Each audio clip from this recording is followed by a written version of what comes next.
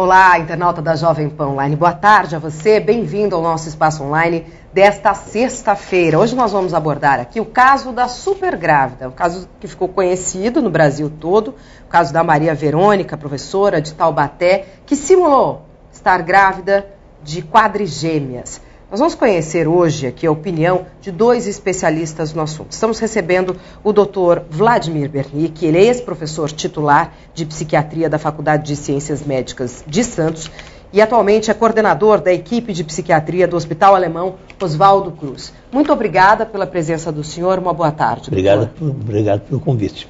Estamos recebendo também a doutora Dulce Barros, psicoterapeuta e sexóloga. Muito obrigada, uma ótima tarde para a senhora. Obrigada, boa tarde a todos. Olha, antes da gente começar, eu quero conhecer a opinião de todos. Nós vamos dar uma olhadinha em algumas cenas. A Maria Verônica apareceu em diversas emissoras de televisão, contando a sua história, dizendo como estava sendo esse período de gravidez, esperando 4 meninas.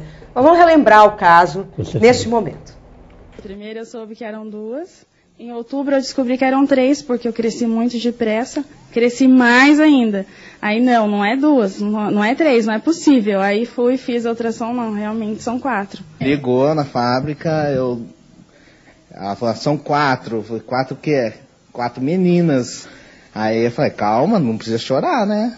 Onde come 3, come 4.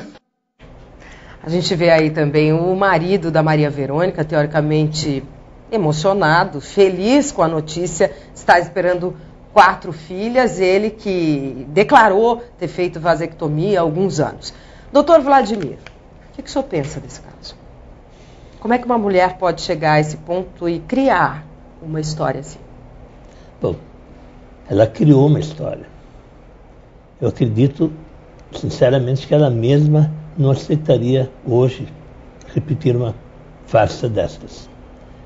Pior que ela acabou acreditando, talvez no começo. Mas logo ela deve ter percebido que ela jogou um balão de ensaio cujo controle ela perdeu. Então, ficou claro que era uma farsa. A única pergunta que fica, são 2 delas. O que a levaria a ter feito isso? Seriam 3 possibilidades. Um problema psiquiátrico, ou desejo de aparecer na mídia, ou um objetivo de ganhar vantagens, presentes e dinheiro. Na minha opinião, vendo toda a patologia psiquiátrica, nada explica uma gestação que puder chegar neste ponto e não havendo. Um exame de ultrassom ou de sangue já teria desmoronado o sonho logo de cara. Portanto, desejo aparecer na mídia, talvez, mas com que finalidade? Para angariar recursos para ela mesma, presentes, dinheiro. Eu acho que foi um golpe. Então o senhor vê como uma simulação descarada, ela tinha plena consciência de que não estava grávida. Plena consciência de que não estava grávida.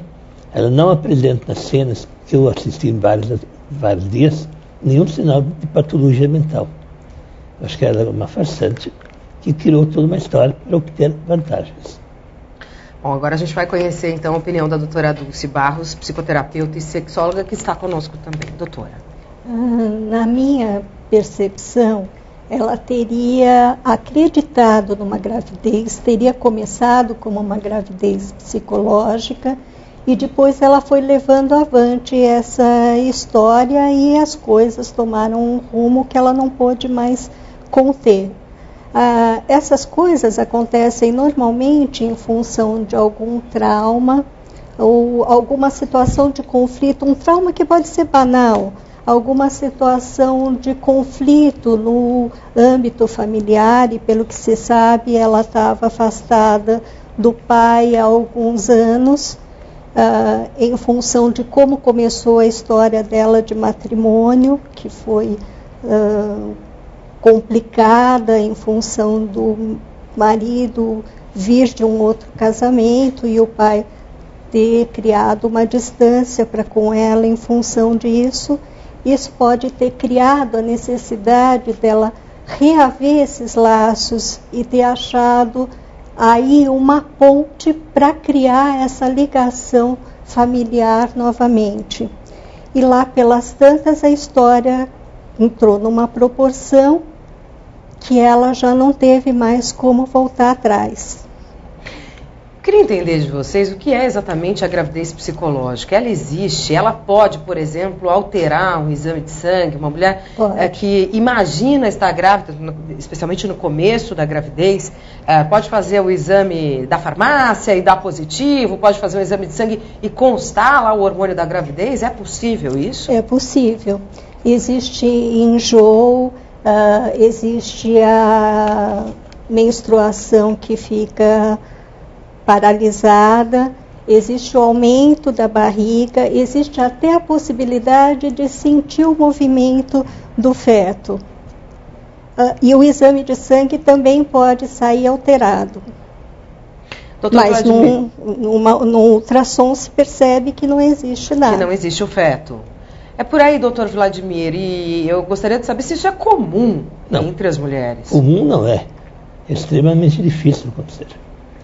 O que eu acredito é o seguinte, que um diagnóstico não pode ser feito apenas sobre sintomas.